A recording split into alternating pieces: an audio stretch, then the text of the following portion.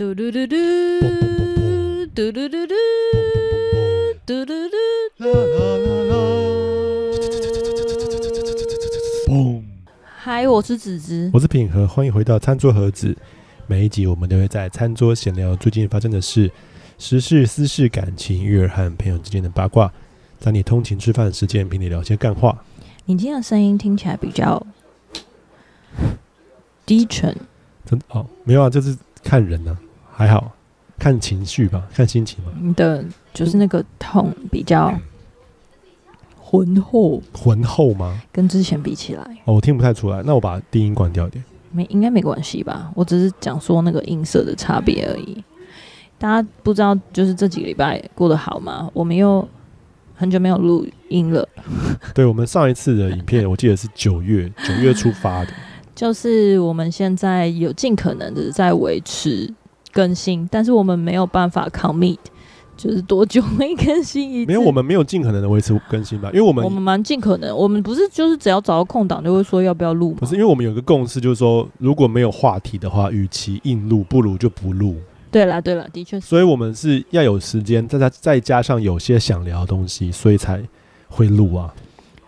对，的确是这样。那就是在这一个月当中发生了很多的事情。最近的目前最近呢，就是我在跟大家分享，我就第一次得到了这个带状性疱疹。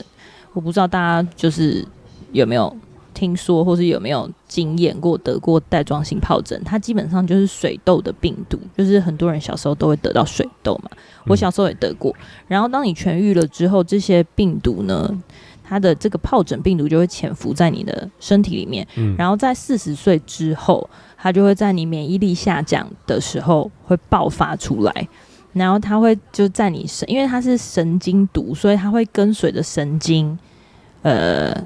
走，就是它会跟随神经蔓延。然后因为我们神经有分左右边，所以它通常爆发的时候就会在你身体的某一侧，然后大规模的那个就是扩张。然后因为它都是水痘，所以很痛。因为它的痛不是痛那种表皮肤病那种痛，痒啊什么刺痛，它是整片，就是你感觉那一侧的肌肉很无力之外，然后皮肤又不能痛，所以它皮肤不能碰，所以它其实是一个就是非常恼人的一个病，就是它会瘫痪你的，应该不说瘫痪，就是大幅度影响你的生活机能。然后我是长在屁股上，所以你不能做。对，我没有办法穿内裤，就是我所有的动作都会很摩擦到那个水泡，非常的痛，然后很影响生活。所以后来我就请假1个礼拜在家上班。可是因为我就是你知道我没有办法坐着，然后就必须要裸体，就很长时间裸体，因为真的哇，这一集的 intro 好有画面。对，那也是下半身裸体，所以反正就是非常的恼人。那不算裸体，是半裸。半裸，对，下半身消失。那然后现在在几天啊？应该是第7、8天。那他有稍微被控制住，可是我跟你说，就是带状疱疹这个东西呢，它真的就是密集恐惧症的人不要长，因为真的很恶。你知道那个水泡它聚集的点，它是20-30克这样一起的，好可怕，是不是很可怕？然后那个医生就安慰我说，有些人长在脸上，然后你知道脸上那种打击是很崩溃的，因为你就是随时都会看到。然后再加上它又很痛，如果它是在眼睛部分，或者说就是在耳朵什么，就是它会影响你的颜面神经，会造成你的一些感官上面的损伤。然后因为神经修复是需要比较长时间，可能就会到好几个月。对，所以呢，就是希望大家有健康的生活，不要得到，最好不要得到，因为真的是一个蛮悲惨的经历。然后或者是说，其实水痘可以有自费的疫苗，对，2次疫苗，就是如果你小时候打过水痘疫苗的话，它可以自费打第2次，但好像不便宜。然后自费打第2次的时候，就算你在免疫力低下，或是就算你有带源的时候，它比较不容易爆发，跟它就算爆发了，你的那个程度感染的程度比较不会那么严重，因为这就是疫苗的功能嘛。所以就是如果大家就这边奉劝大家可以打疫苗，跟稳定的补充，维他命。对对对，然后睡眠非常的重要，因为我也不知道，其实我8、9月的时候超爆忙，就是忙到那个其实都没有办法好好睡觉，因为我就是又陪儿子睡觉，所以基本上在那个时候就是我不知道上一集应该有讲吧，就是我不是那种背痛啊、拉伤、落枕什么，就是各种大小病痛一直反复生病，然后10月就觉得好不容易可以松一口气的时候，就来了一个带状疱疹。你刚刚讲说半裸体那件事情，我突然想一个有趣的故事。我之前有个朋友，大学认识的，他在大学的时候有一天翘课跟他的学长去泡温泉，然后实在太舒服了，他们两个人就同时在泡温泉的地方睡着。睡着超危险的。然后他们就温泉睡着超危险，睡着了好多个小时。天哪，好危险哦！结果有人救他们吗？结果他们就醒来之后，发现他们全身的皮肤都像大象一样。什么意思？就是泡烂了，然后发炎了。哎呀，好恶哦！然后他就去看医生，所以不是只有皱皱的，像阿伯的那种，对，就是皱皱，然后回不去，就一直在皱皱，然后他就只能就是请假在家，然后他1个月的时间都要在家里裸体，因为那个东西衣服碰到就很痛，皮肤碰到衣服会很痛。但他那个是灼伤吧？之类的，我不知道，就是太烫的灼伤，慢性。我们就一直笑。我知道他们有点像是在里面被烤低温煮熟。对对对对。害我想到黑白大厨。好，但我得说，就是病毒这件事情真的是轻忽不得。我以前20几岁的时候也曾经发病过，就是我有一天晚上，然后突然我的右下方的牙齿臼齿超痛，痛到炸，就是你以为是牙痛？痛到直接直戳脑门，然后我就急诊，就直接去急诊看医生，医生就说没有啊，牙齿没有问题啊，没有蛀牙啊。后来才知道原来是就是病毒，然后它攻击了我的颜面神经的中间的部分。医生说我运气很好，如果它是就是上面，因为颜面神经分成3条，左边跟右边各分3条，然后如果是上面颜面神经严重，是眼睛，对，如果严重的话就是眼睛，我就会失明。然后所以结论就是我那周我那一阵子就太操劳，然后没睡好，然后所以病毒起来，然后那个免疫系统下降，然后于是我后来就成为一个富贵命，我就常常就是要确定自己没有太累。好比说举例来说，你真的富贵命，你除了病毒之外，你还有僵直性脊椎炎。对对对，这是最近9月10月可能换季的时候，我非常痛苦的。我前1、2周都腰非常痛，然后痛到只能躺着，然后坐着跟站着都非常不舒服。后来就知道说应该就是僵直性脊椎炎复发。我之前大家应该有听过，就是我有僵直性脊椎炎，然后就用吃药控制。但因为医生就说，如果那个药最好的话，就是可以不吃，就这样少吃。所以如果没有问题的话，我就不吃。所以我已经断药一阵子。后来这次就非常非常痛，痛到有点受不了，就是我连打个喷嚏或是用力或者是搬车子什么都非常痛。然后后来就重新的去吃那个药，然后因为药已经快要结束了，所以我就赶快去买新的。那现在就是恢复中，还是好痛。我觉得就是这一段时间，这几个月一直反复生病，然后我觉得很久没有这样而且今天就是我的老板在打电话关心我，就是他在开会中间就稍微关心我一下，就说看我有没有好转啊什么的时候，他就问我说：“你不是有在运动吗？”然后我就说：“我已经很久没有运动，我已经1、2个月没有运动，因为就是真心太忙，怎么样运动就不会生病，是不是？”运动比较不会生病，对啦，但我觉得大家都会有一种错谬的误解。然后因为我真的就是从小体弱多病，有时候在讲到自己生病的时候，都觉得很怎么讲挫折，就是很烦啦。想说大家会不会听很腻啊？就是你又生病，然后那个我最近就被一个牧师提醒说，就是要剥饼，所以我们今天早上我就说，那我们家来剥饼，就是希望可以堵住这个家庭的破口。不知道不管是什么样的破口，就希望可以被分别。这样就是你知道，大家如果连续很衰的话，不是有些人都会去拜拜什么的。对，感谢主，我们家基督是我家之主，所以奉主的名宣告我们的疾病都要好起来。可是我觉得讲回来，其实就是人的问题，就是太累，然后没有好好睡觉。对啊，其实也没有什么破口，也没有你的破口，就是太累啊。太累是老板的问题，就是那个鬼是老板，就是老板叫你多做事。对，老板，对，或者是说你在面对老板的时候，你没有踩住你的界限。对，这是我最近要学习的，要踩住你的界限。好，我们今天这一集要讲什么呢？其实我们这一集就是酝酿很久。对，我先跟大家分享，我们这一集重录的。如果眼尖的铁粉可能会觉得，奇怪，那个不是有一集要上，怎么又突然消失？我们有铁粉吗？我们应该没有铁粉。有没有铁粉？然后可能就会有人猜测说，他们会不会有些压力啊、人情世故啊，所以把那集下架？没有，我跟你说，我们其实之前呢已经为了今天想要讲的东西，我们酝酿了1个月，整理一些素材。然后于是我们上周就真的录了，可是录完之后就觉得好像流于太多的情绪的表达，就是好像没有把事情讲清楚。对对对，有点絮乱、跳跃式的思考，就是要很怕大家听不懂才能懂。可是会录这一集，我觉得有一部分原因是因为想要让更多人能理解事情发生的怎么发生的。因为其实就是我们讲白了，就是说我们的这一集是在讨论最近教会发生的事情，然后因为已经大概两三个月吧，好像从7月、7、8、9月以来，一直到现在10月了，很多的人都还在互相询问说，到底怎么回事？所以我们就想到说，那不然录一集，然后大家就可以来讨论。对，因为我跟品和一直就是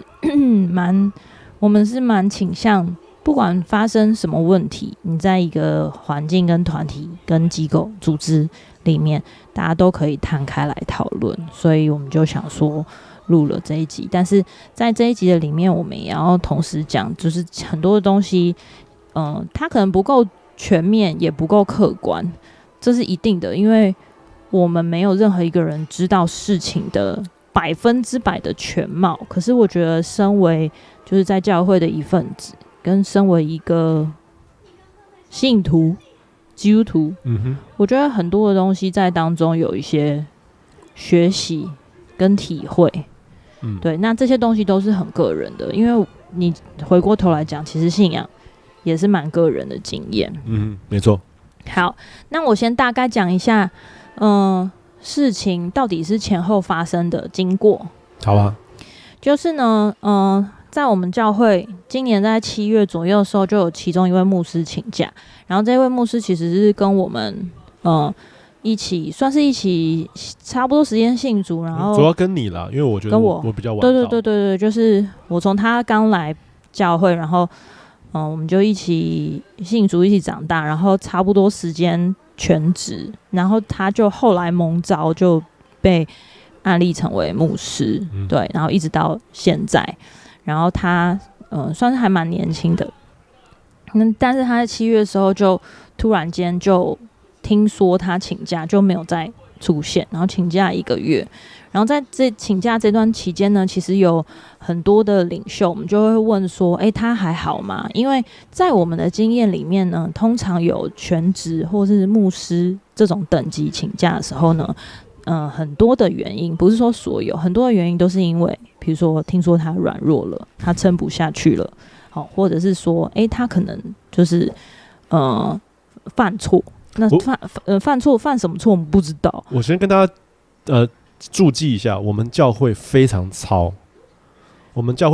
所以一般教会的全职跟我们教会全职有点不太一样。我们教会平均来说，大概是别的教会大概3倍的工作量。现在应该比较好一点，就以前1年只有4天休息，就是过年那几天。一年其他都没得休息365天只有4天。然后对，所以我的意思说，所以很累很糙，应该说休息是很能理解的。我们2个都全职过，所以是蛮高压的啦。那其实我刚刚讲，就是在这个经验，因为就是我们这10几20年间，其实有很多的人离开，所以当有人请假的时候，我们就会自然的导向说，是不是他太累了，需要一些时间休息？可是因为在这之前完全没有迹象，就是比如说当一个人出现倦怠，或者说他撑不下去的时候，你可以很明显从他的状态上看得出来，或者你的同事已经有点撑不下去了，黑眼圈到下巴之类的。对，可是当然很累，可是在他请假之前，我们都觉得好像很 OK 啊，就突然间就消失了。然后他就在这个过程里面，我们也尝试着，就尝试着问说，那他还好吗什么的。但是我问到的人呢，都处于一种感觉知情但不愿谈。就是我问的时候呢，我的朋友、亲近的朋友，或是说他们就是比较核心教会的领袖，他们就会直接在我面前沉默，那当你沉默的时候，你第一个反应的感觉就是哦，不能讲，是不是？然后他们就真的不讲，所以我就说 OK 好，那我就理解了，就是不能讲，不愿意谈。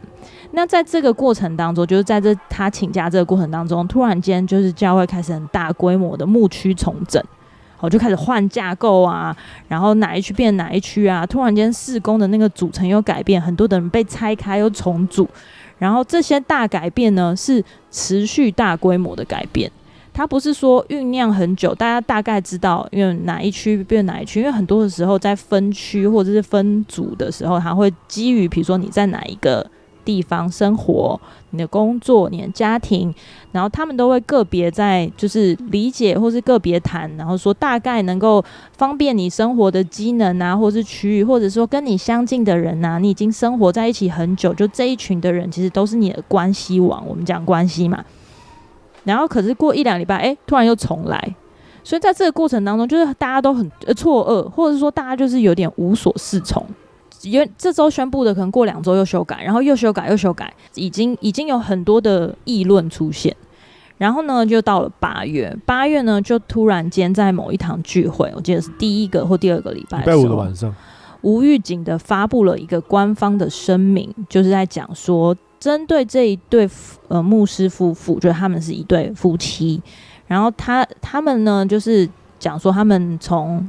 几个月前就领受了圣灵的呼召，就是上帝直接的跟他们讲说，他们要出去建立一个新的教会，然后他们愿意从零开始，就是这是一个很不容易的呼召，然后呢就是希望大家可以祝福他们要离开原本的教会，就是我们现在的教会了，然后同时呢再郑重的声明，他们并没有被其他的牧者们欺负，也没有被霸凌。那这一整个，这是我大概啦，它不是原本声明稿的原文，可是在这个过程里面呢，声明稿一讲完之后呢，我个人是觉得很荒谬。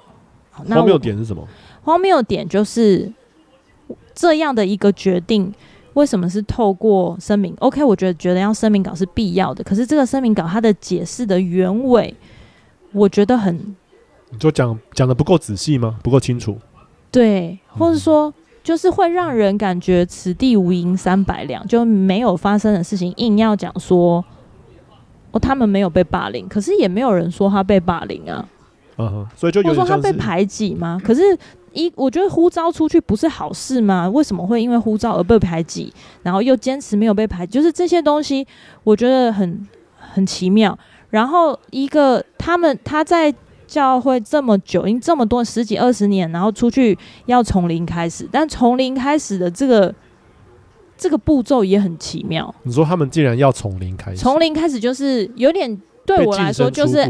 净身出户，就是你禁止你带任何的会众跟任何的，就是你背叛师门，我现在要让你的全身手脚的筋也没有到这样，但是就是说大家祝福他们从零开始，这很不容易。就是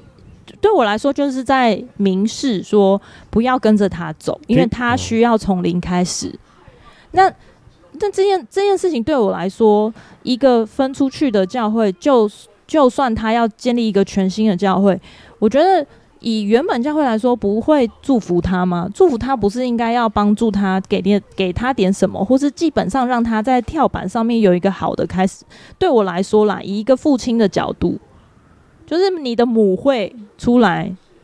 如果不是在谈判破裂的情况之下，不是应该要给他一些帮助吗？所以第一个想法就想说，是不是犯错了，所以被赶出去？对。然后呢，或者是说，是不是在这个沟通当中，一定是有一些擦枪走火？但这些都是假设。好，那没关系，声明就声明了。声明当中可能会背后有一些暗潮汹涌，是我们不明白的。那我就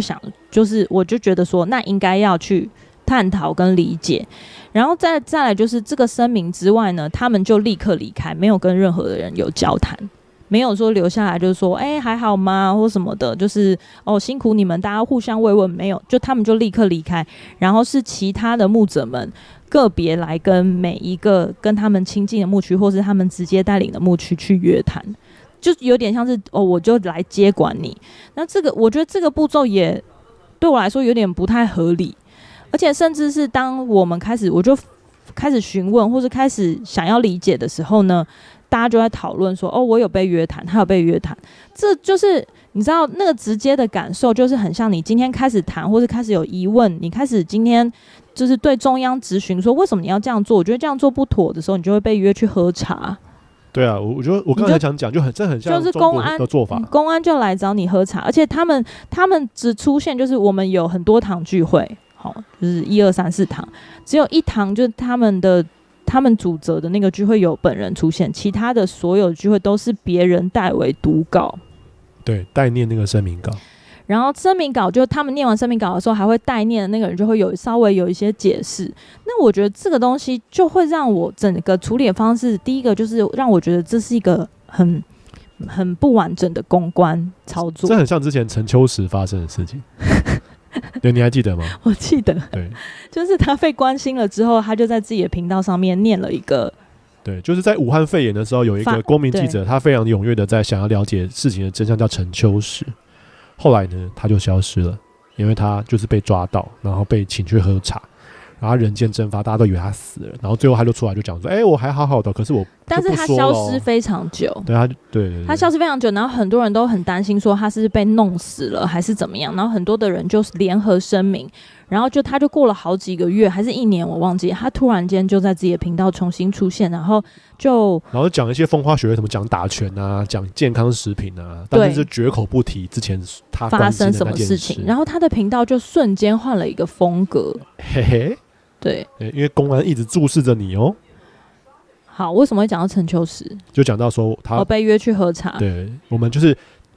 那场声明结束之后呢，就有其他的牧者会来关心所有的同工，所有的资深同工。那因为我们在朋友之间呢，就是也会就开始讨论这件事情，因为这对我们来说是一个蛮大的冲击嘛。可是没有人真正知道全貌，大家都感觉知道的很片面。那稍微就是如果是领袖级的人，比如说他有在带牧区或者有带小组，领袖级的人呢，就会用一种欲言又止的静默来回复，就是他们那些已经被约过喝茶的人都绝口不提。那这种态度就会让我觉得说你一定知道一些什么是我们不知道的，可是又不能讲。那不能讲的原因是什么呢？是因为有签一些协定吗？或是什么会怕人家跌倒吗？或是对，到底那个不能讲的原因是什么？就是我觉得这叫什么耐人寻味。所以呢，就在这种很不舒服的感觉里面呢，我开始感觉到，或是开始接收到有一些人会离开。但我觉得这个是蛮情有可原的，因为你想象他们就做牧师已经10几20年了，算应该10几年，在这10几年当中，他帮助过很多人从生活很破碎困顿，或者是说他很受伤，那被他帮助跟扶持，然后可能在这个教会成家立业，在这个过程里面，应该他要离开了，应该不可能说完全不会被影响，那个连结是很深的，不是说我今天要出去就是拜拜这样子。对，所以我觉得非常的情有可原。可是那些就是要离开的人，就用一种好像犯错或是不能讲、不能告诉你的这种对。然后我觉得在这个过程的里面呢，就是很不舒服，因为到底怎么了，或者是说到底这个过程当中是不是有什么不知道的事？可是当问起来的时候，又会被讲说你到底想知道什么，或是你想要问什么？那我觉得，因为毕竟就是有点像说我们第一次面对到这么大的冲击，或是这么大的事件，我觉得我很难用一个普通会众的角度来看待，有可能是因为我们就是全职的经验，然后跟我们认识这群牧者们这么久，所以我真心的不能理解我这么熟悉的这群人面对这种离开或者是分别为什么会这样处理。所以我们就在这其中呢，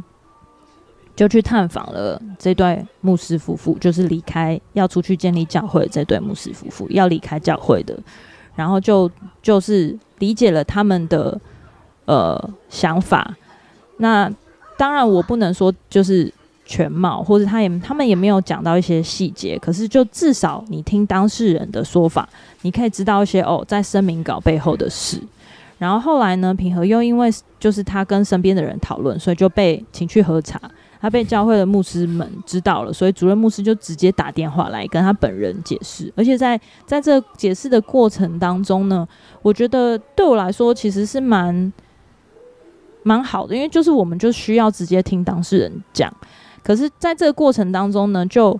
说法一样，就不管是跟牧师们或是主任牧师，大家的说法都是不要讨论，请你安静祷告。牧师希望你不要再讨论，不要再找别人讨论了。然后呢，又觉得不安心，又把他找上10楼，要面对面的对谈，就有点像是说，你想要知道什么，你就直接来问我，不要问身边的人。所以在这个过程当中呢，就是被教导说不要议论，安静祷告，以免更多的人跌倒或离开。所以你要不要讲一下，就是你被约谈的这个过程的感想？因为我觉得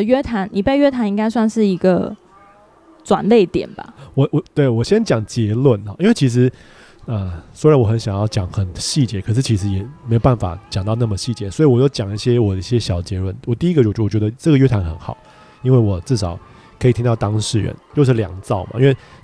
对我来说，我觉得这件事情很单纯，就是那对年轻的夫妇可能有一些从圣灵来的感动，然后他们想要离开教会去建立一个新的教会。新的体制。那首冲击的一定就是主任牧师。那就我的认知，就是主任牧师就是在可能这10年都把这对夫妻当作是儿子跟女儿这样培养。好，所以就我的认知来说，我相信他应该会觉得很受伤。对，一定会很受伤，这我能理解。但是当我上了就是跟就是当事人面对面聊的时候，我就觉得第一个，我说的话都会被变成好，我知道了，谢谢你跟我说。就没了。然后，如果你觉得你想要被更重视的话，我会把你讲话这个给记录下来，记录在案。那感觉有点像是我去公安，然后报个警，然后我们会处理。你看我有写程序单的，我有做一个笔录。对，但是事实上来说，不会有人后续 follow。就是对于这个事实没有任何改变，这是第一个。然后应该是说他没有回应说他愿意想要改变，或是他愿意接收你的意见。那你的意见是什么呢？对，那我觉得也得要先讲，就是我跟牧师们面对面聊，我其实不是在讨论说为什么会发生这种事，我其实在讨论点是为什么不讲出来，为什么不沟通，为什么不跟会众沟通，会跟我沟通。我举例来说，如果你觉得会众可能很软弱，就是可能刚出信，然后不能讲，因为听了之后就可能会跌倒，就很离开教会。可是我已经是10几年了，而且我也全职过，甚至是我在这个事件发生的时候，我正在就是教会工作，然后就是我前面有讲。我前1集还前2集有讲说，我要接下来要进入一个新的工作的一个内容，就是这包含在内。所以当我上去的时候，我其实不在一个会众的人角度，我比较像是说，我都算是半个当事人嘛，我算是在参与这个环境或文化或工作职场里面，但是我却什么都不知道，所以我在质疑这件事情。但我听了那些解释之后呢，从一般的牧师来的解释就是，我们也不知道那么多。那我们的学习就是牧师说什么，主任牧师说什么，我们就听说什么。因为有时候儿子不会懂爸爸的决定，可能要等到好多年之后才会理解。然后我就说，这个不是我的家庭教育，我家庭教育不是这样。然后再来就是，当你听到主任牧师的说法的时候，就觉得说，哇，这一定有保留，就是他一定有东西没有讲嘛，所以他就是讲一些我能听到的。然后我就觉得说，哇，这个不是我理解，或者不是我心目中的理想的教会的沟通方式，所以我就会想起好久以前，就像子子前面讲的，其实在很多年前，可能这5年、这10年内，其实有陆续的很全职、很核心的牧师离开，但是真的也没有人知道发生什么事情。甚至我们可以说，今年8月、9月，这对年轻的那个牧师夫妇，他们上台讲这个声明，是唯一一个有能讲声明的权利的一对夫妇。真的是10几年来，其他的牧者，所有牧师们离开，或是重要同工离开的时候，都没有对外讲。然后甚至当你主动问的时候，大家就会说：“哦，不知道。”对，就这大家都不知道。然后但是就是在下面传，他就消失了。他连去哪一个教会，或者是说他现在生活怎么样，他发生什么事，都没有人知道。而且我跟你说，因为我不知道大家记不记得，我需要制作教会的像大事记，或是说教会的纪录片，那讲说这几年发生什么事情，从零到有怎么发生。当我在问说，请问一下，我想要采访某个人，然后那个人离开了，某几年，可是他在那个时候是很关键角色，那我可以去找他吗？不行，你不能找他，不适合。然后我就觉得啊，是怎么样？就是那为什么不适合呢？不能说。就是对我也没有得到解释，反正因为我是拿人钱来做事嘛，好不适合就不适合，那我就采访别人。所以我是一个在这样的状态，所以那天我就觉得说，然后那天我就恍然大悟，我就跟主任牧师说，我说哇，原来以前就是这么多的人，然后消失没有讲，然后包括说有一些可能社群的一些舆论，就是有些人不了解教会，然后谩骂，然后那我那时候的立场有点像是说我被请来做很多影片，然后对我来说，我的理念就是这些影片可以来解释那些人的谩骂，就是因为有误会，所以才会有谩骂嘛。那我就一直常常会讲说，我觉得我们需要把话讲清楚，我们需要把我们的信息直接公开放上网，因为对我来说，信仰啊、真理啊、教会生活啊，它其实就是可以被检视，而且它是越解释越正确的。我就说啊，原来我懂了，为什么以前到现在。第一个就是没有解释，没有沟通，大家都消失，然后跟有很多人谩骂，原因就是因为原来我们教会就是不沟通啊。那我以前我就说啊，在那一天就是跟主任牧师面对面的时候，我的结论就是，好，我懂了，那我以后也不会沟通了，因为我以前一直觉得我是一个在教会算是一个奇怪人，就是我一直在讲说要沟通，或者是有一些大家都很 follow， 那我就说不要，我不什么一定要听，你要解释给我听，我才能做这个决定。我就是属于这种很奇葩，然后我自诩自己就是一个能让教会变得更丰富的会众，冲撞体制，对，就是一个难搞的人。因为我觉得教会就是透过这样会基督的身体会越来越丰富。但是在那天我就说好啊，我知道这是你的选择，这是你的决定，那这也是你的做法，那我就不干涉。但是从那天之后，我就不再觉得那些冲撞、那些不同的声音是有必要，因为这个教会的核心。主任牧师就是一个说什么就说什么，然后也没有什么没有讨论空间的一个立场，不管是他或者是留下来的其他的全职的牧师们，其实每个人都一样。那其实在我们讲这话的同时呢，就是已经经历了很多的人陆续的离开，就是即便大家就说我们不要讲，或者是不要讨论，但是就是你会很明显或是很直接的感觉到，现在已经有非常非常多的人就离开教会，不管是他们真的有去找牧师谈说，或是牧师们谈、牧者团队谈说我们要离开，或者是他们就默默的消失，就是现在一直都在陆续的发生。所以我觉得对我来说，我在这个过程当中就是有一些不同的感受，然后也让我有一些反省的地方。那我想要补充的就是，第一个，我觉得主任牧师对我来说就好像是干爹一样，就我从很小10几岁的时候来到教会，那个时候教会还很小，然后认识主任牧师。对，你的情感应该比我深。对，那就是因为刚刚讲了嘛，我中间后来又被呼召全职，那全职就是365天，我大概有5年多的时间都跟教会绑在一起，所以其实我跟牧师相处的时间，在那5年之间大过跟我爸相处的时间，所以我爸，你爸很吃醋，他就说我爸很吃醋，你叫他爸爸，可是我都叫他顾爸，对，因为我们家都叫我爸叫陈老爹，我都叫他陈老爹，然后我的朋友们，教会一起长大的朋友们都会叫我爸叫陈老爹，可是就是对牧师是叫顾爸，然后我爸对这件事情很在意，对，所以其实我觉得我是跟牧师是连结很深，我非常敬重跟敬爱他，然后因为我的性格就是很叛逆，所以我们才会结婚。对，那时候大家都反对我嫁给你，就大家都觉得我很神经病。然后呢，在这个过程里面啊，就是因为我就经历了我的人生当中，我会犯错，我会跌倒，然后我会得罪别人。在这个过程当中，牧师都是牧师在就是教育我、教训我，像恩师这样。对，然后帮助我，然后他也给我空间，然后甚至有的时候就是牧师对于一些很怎么讲，就是他可能很不能理解，或是他想很矛盾的决定的时候，他可能就会突然间找我，然后上他的办公室，进去他的办公室讲说，那你觉得怎么样？你觉得牧师就是他会跟我分享一些心里话。当然，我觉得很多他身边的人他也都会分享心里话啦。只是我在讲说，以我主观的角度，我觉得牧师是很贴近人的。可是同时，他又在教会的里面很专制。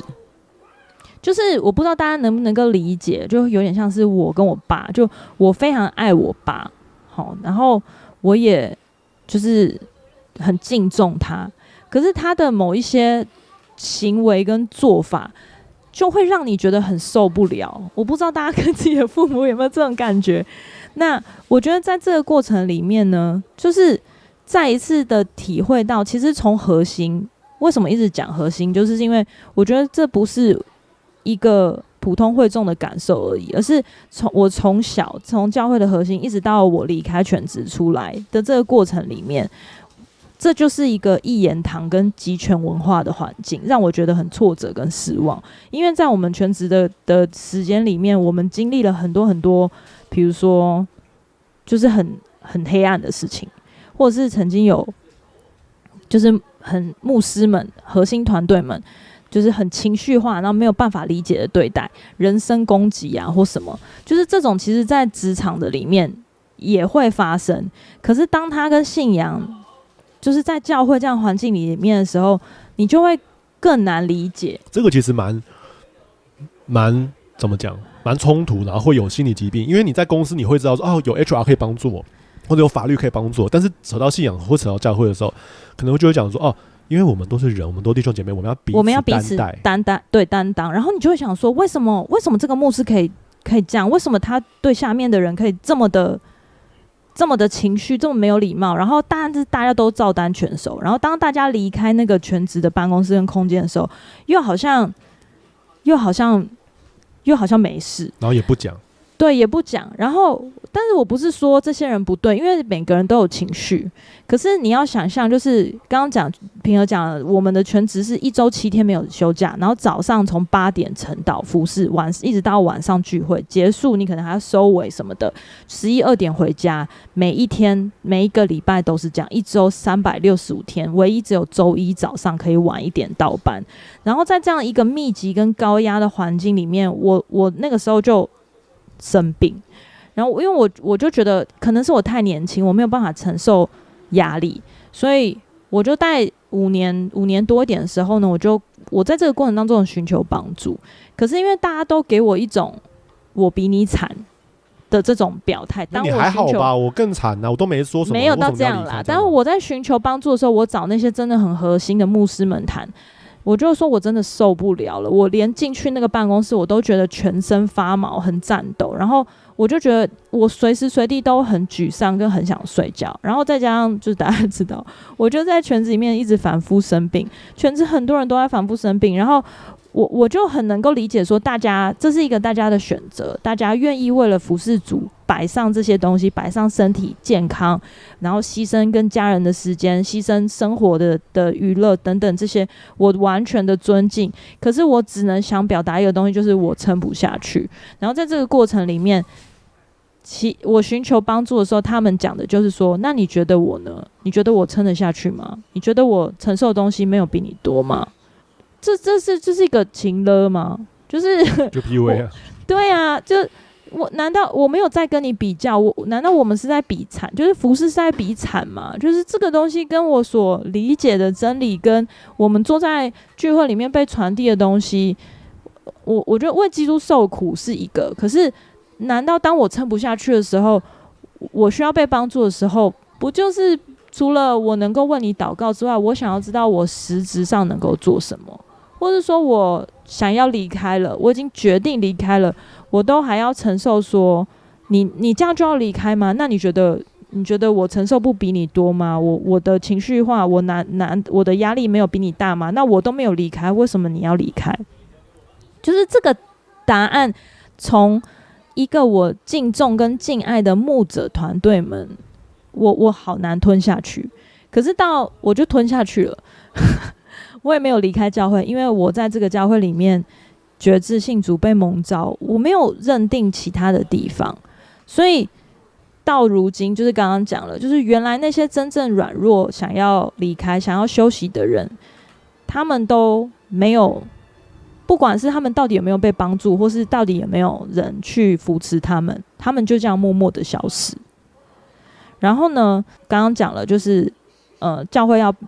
被分开了嘛，就是说应该说这些人离开可能会带走很多人，然后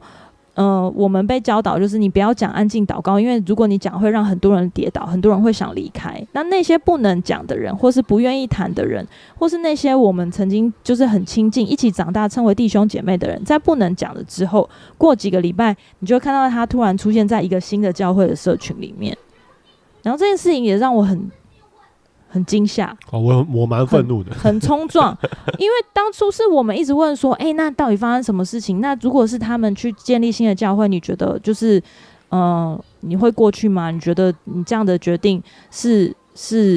经过什么样的考虑？就在这样的讨论之下，他们都没有讲，他们说没有啊，我们就是约谈完了，就看接下来教会怎么安排，然后下一步他们就出现在别的教会。但是这些人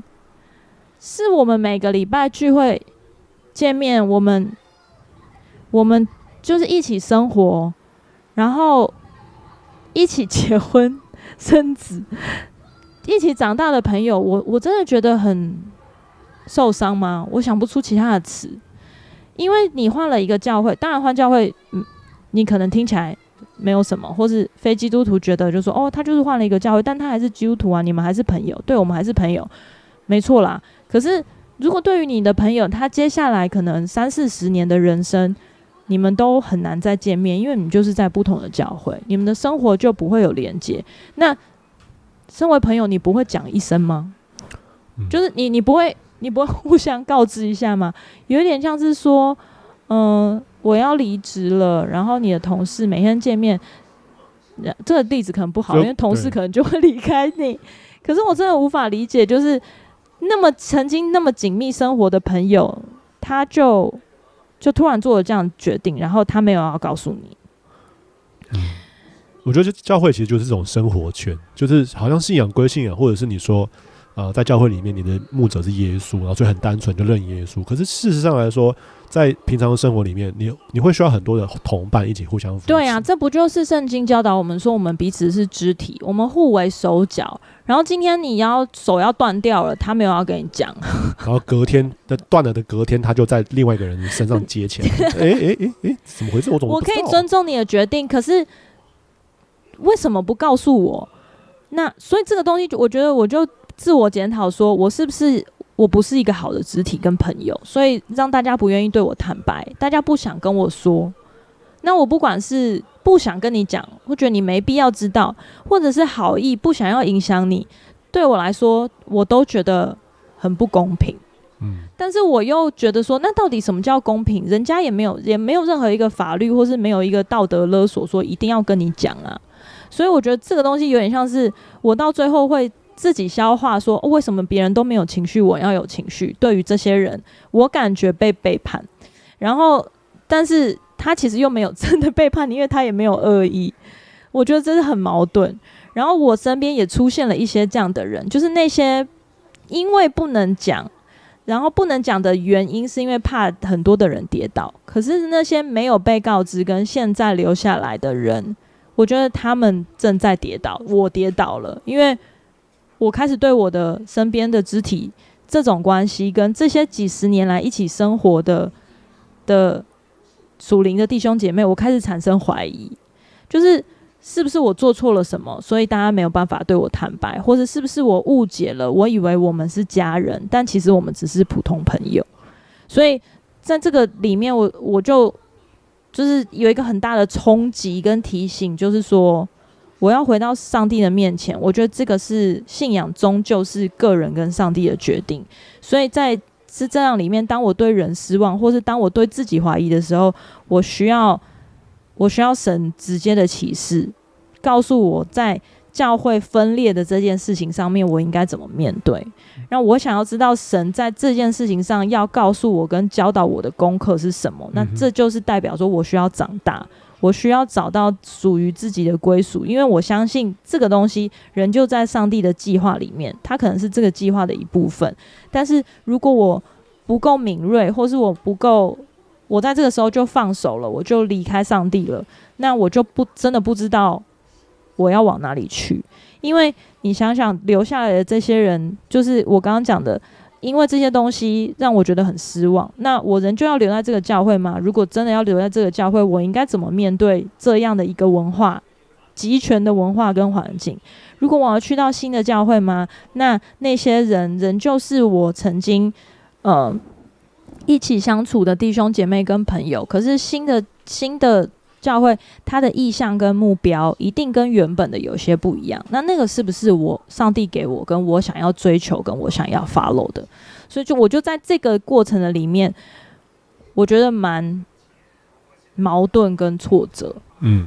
对，就是在这个事件上，我相信目前有很多身边的人开始询问我说：“你会去别的教会吗？你会留下来吗？”在这个过程里面，第一个我就真的很需要有一个答案，然后让我能够很合理的回答。第二个就是我觉得真的很多人跟我一样，就他们都仍旧在这个错愕的震荡当中，但这个错愕就来自于他自己的领袖，或是他身边的人，没有人跟他讲，没有人跟他讨论，然后就嘣就消失，或是那些卸任的人就办了一个送别会、惜别会，就谢谢大家的照顾，我要离开了，然后他也不能讲说要去哪里，然后下一步就出现在别的教会。那我觉得这个东西是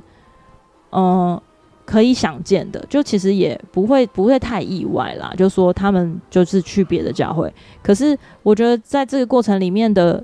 挣扎跟矛盾，甚至去了就去了，就不会再跟你讲说我现在在新的教会发生什么事，也没有在联络，也没有在日常关心。那原来之前的日常关心是一个工作吗？是一个例行公事，就是因为我跟你同一个小组，所以我必须要关心你，就是有一些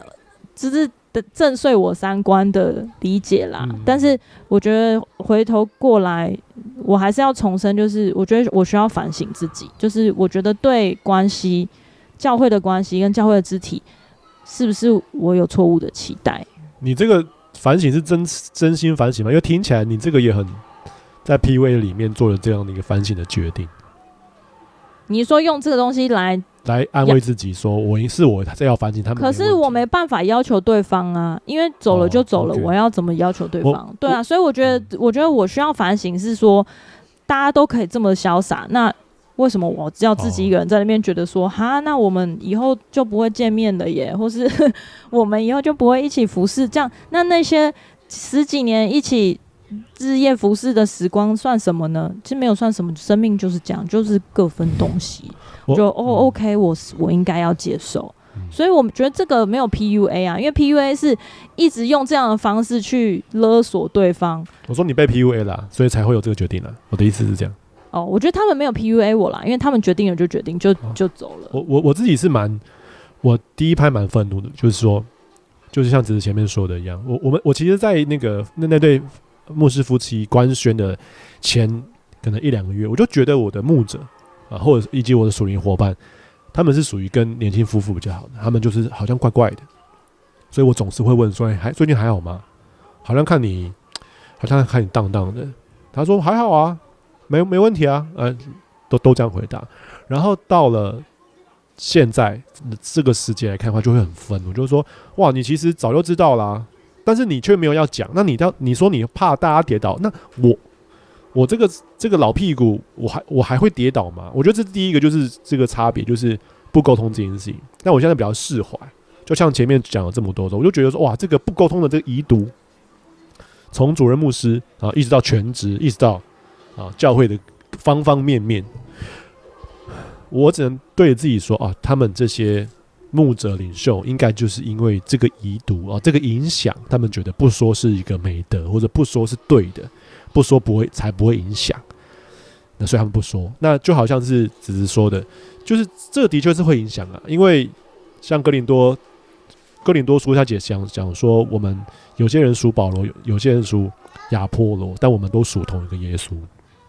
我以前都很法利赛人，觉得没错就是这样的、每个人都是属耶稣的，所以即便是我被换不同的小组，因为我们教会真的很常改组，很常改组是希望大家能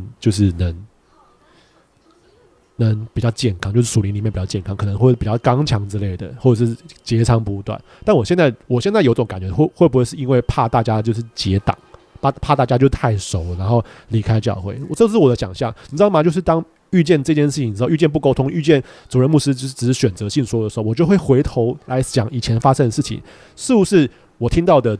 原因都只是一个官方官宣原因？事实上原因是什么我不知道，但是我不想要回到我以前高中、大学尔虞我诈的时候的状态，就是不断在思考说他讲话里面有多少就是真实的，多少就是假的。那事实上是什么？这样子人生太累了，我选择我不要这样子，所以我只能怀疑。但我就感觉到说，原来大家就是在这么多年里面，好像不断的在改组，然后不断让自己很健康，然后我都会嬉笑说那些因为换组就软弱不了教会的人，一定是因为他的牧者没有教好，他的牧者没有把他带到耶稣面前，而是把他带到牧者面前。我以前超法利赛人的，可是我现在这件事情，你知道，我学到一件功课，就是人其实是有情绪的，就是当你挫折的时候，当你软弱，当你需要被帮助的时候，你是被某一个牧者帮助，你在情感上面是能信任他，然后牧者为你祷告，牧者为你认识耶稣。当然是耶稣很重要没错，可是也是因为这个牧者他花时间花心力陪你，所以当你的牧者要离开的时候，你当然会想要跟着他，因为他就是你的牧者，你已经认定他是牧者，你是羊，所以就是没有牧者羊就被击打嘛，所以牧者去哪里羊去哪里，我觉得这是蛮合情合理的。然后再来就是因为这样子，我就觉得说，哇，原来我的教会都在这个不沟通的情绪里面，不管是最上面或是最下面，甚至是我的朋友都是。那所以这就会产生一个我的信仰的一个错谬，就是我以为教会是一个什么都可以讲的地方。然后因为我是第一代基督徒，我在这个教会受洗，现在在听 podcast 的人，我不知道这个答案是不是真的，是不是每个教会都是有很多不能讲的事情，我不知道。但是对我来说，我觉得哇，原来我们教会可能有一半或者有一些是一个佛地魔的文化，就是一个不能讲的文化。其实有些东西是碰不得的，好比说我们从来就不会问说那之前牧者消失，那个牧者到底发生什么事情，我们都会私下揣摩，但是不会有正确答案，不会有真实，不会有真理，不会有事实，我们就只能猜测。那我就觉得哇，这个文化我好讨厌啊！所以我其实在这样的事件里面，我没有选边站，我是在看说这是不是我喜欢我想要的教会文化。那我前面有讲嘛，就是当我跟主任牧师面对面聊完之后呢，真的是帮助我很大。我觉得帮助我的点就在于说，我就是能理解原来教会的全貌核心的发生什么事情。那我也知道说这件事情不会改变，因为这个文化这个 DNA 就会从主任牧师就在。那因为我们教会是一个没有长执会，就是所有一切都是由主任牧师来决定意向，来当上帝感动他，还会带领教会前进。那既然这个教会的本质是这样子，这个主任牧师选择是这样，那这个教会就会是这样的选择。所以在这个阶段，我就觉得说，那我应该没办法继续待下去，因为甚至我已经看到就是终点。举例来说，如果今天有一个很需要信仰的一个不是基督徒的人，我会想要帮助他，我也会想要说，那你要不要来教会？因为有很多的肢体会陪伴。可是当我想到说，如果我要把他带到我的教会，那他未来会不会像我一样遇到一件这样的情况？他会不会遇到像我一样，他的牧者就只是用任务型的关心，然后连会影响这一生决定的换教会的这个决定都不会跟他讨论？那这个人当他犯错，当他成为别人的第三者，或者是他自己有一个看 A 片上瘾的这种不好的习惯的时候，他怎么可能会信任他的牧者或信任他的弟兄姐妹跟他们说呢？因为这些弟兄姐妹就是会不断的换，会不断的换组，会不断的换架构。然后为什么我们教会大家的生活这么不紧密？就是因为教会的换架构啊，就是因为这是我猜测，就是因为没办法结党，没办法有真正私密的人。那我们教会里面成功运行很好的人，通常都是那个组长，他的生命特质就是一个很黏，就是喜欢跟别人一起相处的，这样子的小组就会做很成功。那是很个人的能力。但我觉得我们教会整个文化就是一个任务型文化，就是一个军队任务公司的这种文化，就是他没有生活，没有信仰，没有家庭，没有沟通，没有分享，没有生活彼此的陪伴。所以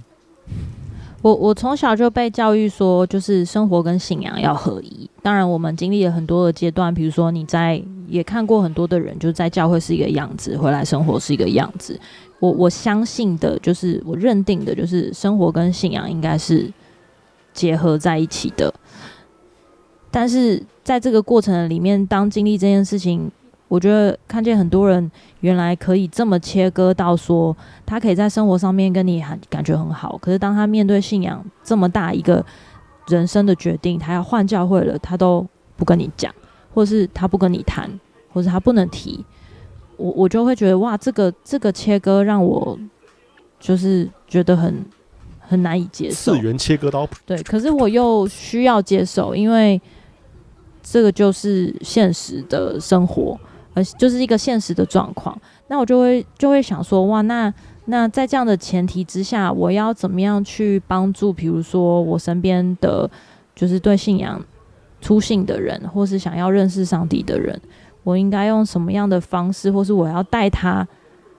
去哪里？就是如果今天有一个人想要认识教会，那我要找谁来 cover 他，跟我一起帮助他？我不想要让他也面对到我现在面对的到这样的事情。我不后悔，就是比如说去找两边的当事人，找离开的牧师、离开的人去谈、去理解，或者是说听到核心的牧师们，然后主任牧师他在对这件事情的表达，都是我们一直去深耕、挖掘、去讨论，然后被约喝茶才能够知道的。虽然我没有办法100%理解全貌，可能只有当事人知道到底发生什么事情，那些细节。可是就算不知道细节，至少我心里有一个实底，就是我没有再像一开始那么彷徨，或是慌张，或是觉得很错谬。我就是知道说，哦，原来有这样的事件发生，然后也理解某一些人的价值观是跟我认定的这些人不是我以前以为的他。那当我知道的时候，即便你会有失望，会有挫折，可是我心里是很踏实的，就是我又一个新的层次认识了人跟信仰跟教会。那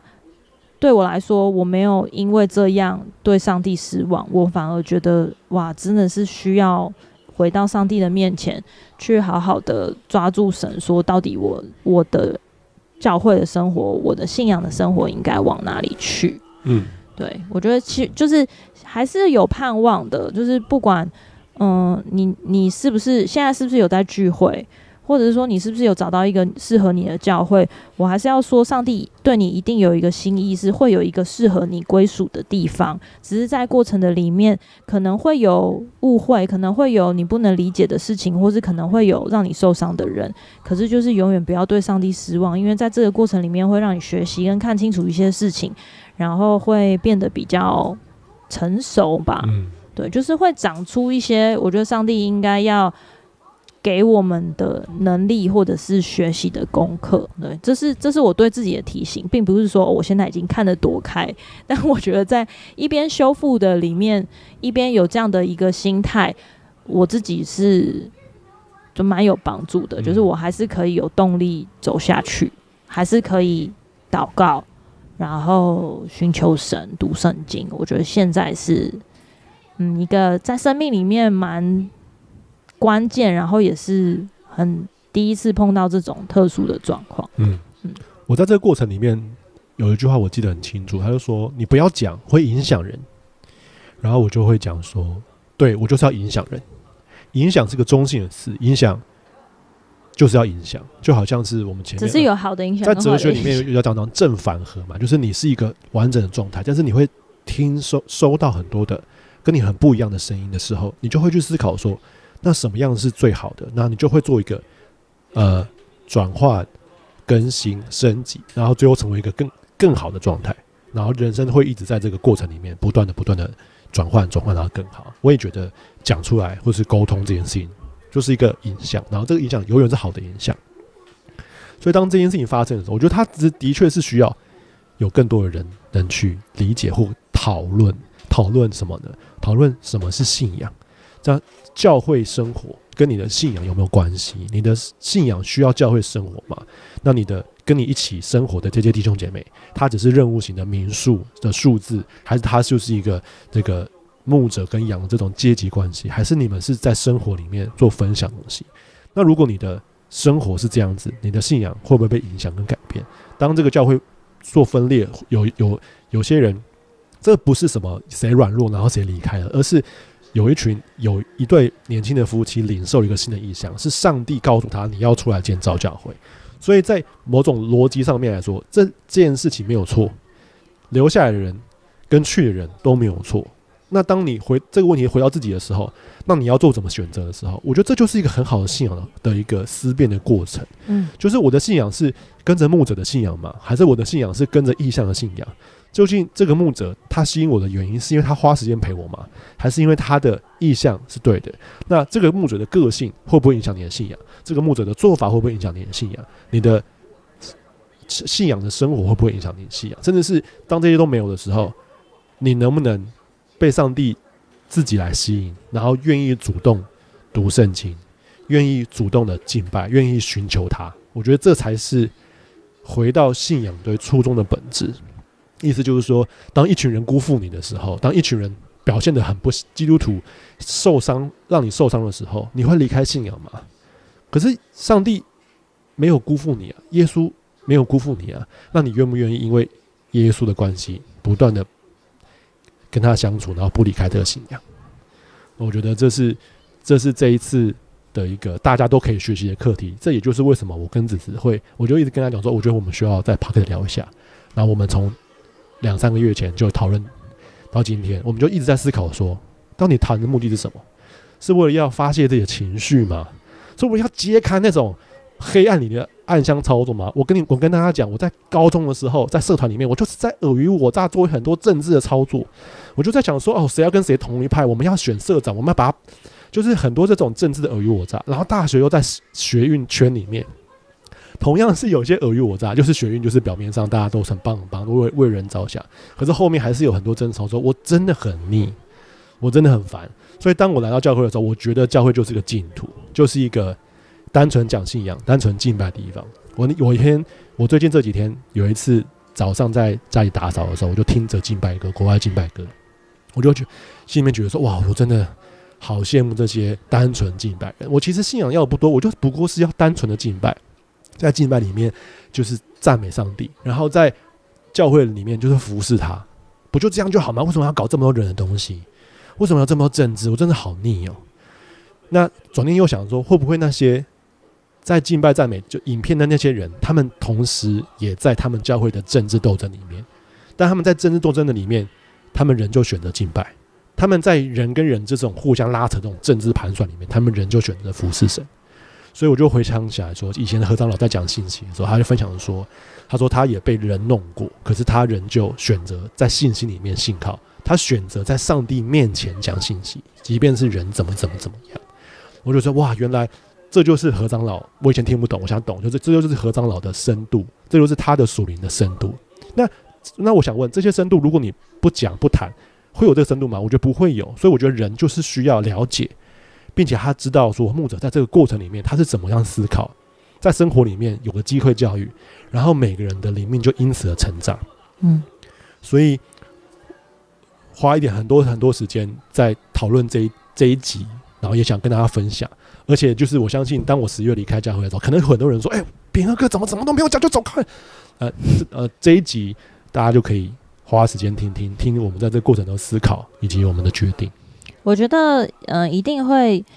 有很多的人跟我们持不同的想法，或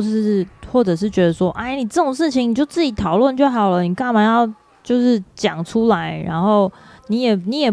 没办法代表谁，对，我们真的没办法代表谁，我们就代表我们自己。然后我觉得在这个过程当中有一些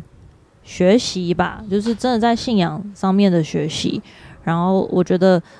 就是不管怎么样，在信仰的里面，我觉得要寻求上帝对于经营关系、经营家庭、经营你的个人的生命，我觉得都是是一个很全面的计划，是很值得我们一生不断的探讨跟追寻的。所以就是对，拉回来那一句话，就一定会有一个最适合你的地方跟归属，是上帝的心意。所以即便人会失望，或者是即便在这个过程当中可能会让你觉得不明白或不理解，就像我们现在这样，可是我觉得需要不要放弃去，为什么我们就不能闭嘴，然后就好，那你就默默的做你自己的选择就好了。因为我觉得每一次的讨论，每一次的分享，都是帮助我自己内在的省思，我就会清楚一些事情，整理自己一些思想，让我在祷告跟寻求上帝的时候，我就会有新的看见，然后就会更明白说我应该往哪里去。我觉得这个人是一个很全面的，那他不是说我现在信仰碰到问题，我就解决信仰的问题，然后我工作受到挫折，我就是针对工作去寻求帮助，然后我家庭关系如果今天有什么样的挑战，或是我身体上面有什么疾病，就一一对付。但我觉得信仰是全面的，就是当你的核心就是上帝成为这几项遮盖的时候，它不应该是分别的，而是当你的属灵的生命被上帝带领，他就会告诉你怎么样去有健康的身体，怎么样去经营你的家庭生活，怎么样在关系里面的突破，让你跟教会的肢体跟家人都会有很平衡的关系。我对这件事情仍旧是有盼望的。你看教会的生活比偶像剧还精彩。好了，那这集就这样咯，谢谢各位，拜拜，拜拜。